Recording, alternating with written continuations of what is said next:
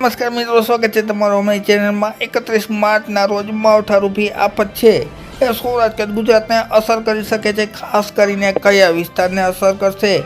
31 March, 1 April અને 2 એપ્રિલના રોજ તેને લગતી સંપૂર્ણ માહિતી અને આ માવઠાની વિશેષ અપડેટ છે અમે દરરોજ રજૂ કરતા રહેશું। માટે અમારી ચેનલ સબસ્ક્રાઈબ કરી લેજો। તો ચાલો જાણીએ કયા વિસ્તારને અસર કરશે।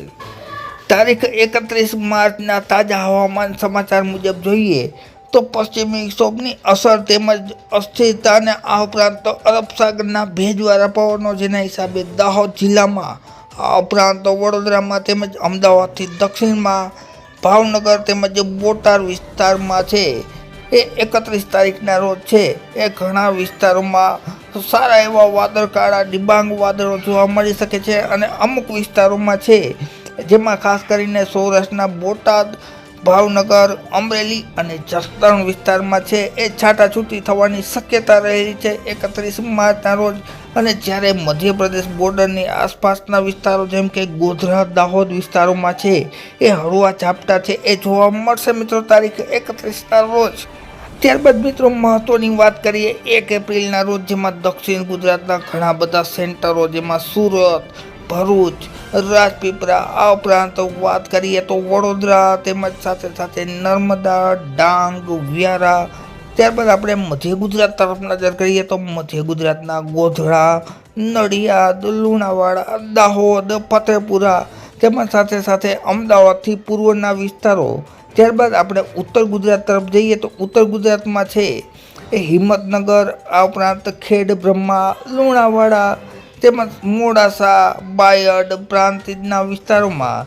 જ્યારે આપણે વાત કરીએ સૌરાષ્ટ્રના વિસ્તારોની તો સૌરાષ્ટ્રના દરિયાકાંઠાના વિસ્તારો જેમ કે મહુવા, ભાવનગર, આ ઉપરાંત અમરેલી, બોટાદ વિસ્તારો અને સાથે સાથે છે એ ગીર સોમનાથના ઉના, મહુવા, રાજુલા, તુલસીશ્યામ ગીરના જંગલોમાં છે એ 1 એપ્રિલના રોજ કાળા ડિબાંગ વાદળો જોવા મળશે અને જેમાં અમુક વિસ્તારોમાં છાટાછૂટીથી લઈ અને હળવા ઝાપટા છે એ જોવા મળશે મિત્રો।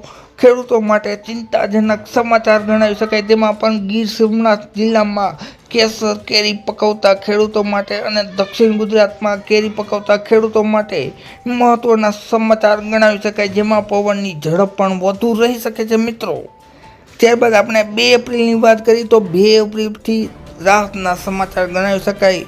ફક્ત સૌરાષ્ટ્રના સીમિત વિસ્તારોમાં છે એ વાદળો જોવા મળશે અને અમુક વિસ્તારમાં છાટાછૂટી થવાની શક્યતા રહેલી છે। જોકે પવનનું પ્રમાણ છે એ 2 તારીખના રોજ રહેશે। જ્યારે આપણે દક્ષિણ ગુજરાતની વાત કરીએ તો વલસાડ, વાપી તેમજ મહારાષ્ટ્ર બોર્ડર આસપાસ, નાસિક અને ડાંગ જિલ્લામાં, સાપુતારામાં સાથે સાથે મધ્યપ્રદેશ બોર્ડરના વિસ્તારોમાં અને મધ્યપ્રદેશના વિસ્તારોમાં ભયંકર માવઠું જોવા મળશે। જોકે સૌરાષ્ટ્ર ગુજરાતમાં 2 તારીખના રોજ રાહતના સમાચાર છે એ જોવા મળશે મિત્રો। હજુ પણ આ સિસ્ટમ છે જે પશ્ચિમી વિક્ષોભ અને અસ્થિરતા છે તે કયા વિસ્તારને અસર કરશે તે બાબતે હજુ પણ દરરોજ અમે તમારી સમક્ષ વિડીયો દ્વારા માહિતી રજૂ કરતા રહેશું। માટે અમારા વિડીયો છે એ જોયા રાખજો મિત્રો। વિડીયો જોવા બદલ ખૂબ ખૂબ આભાર।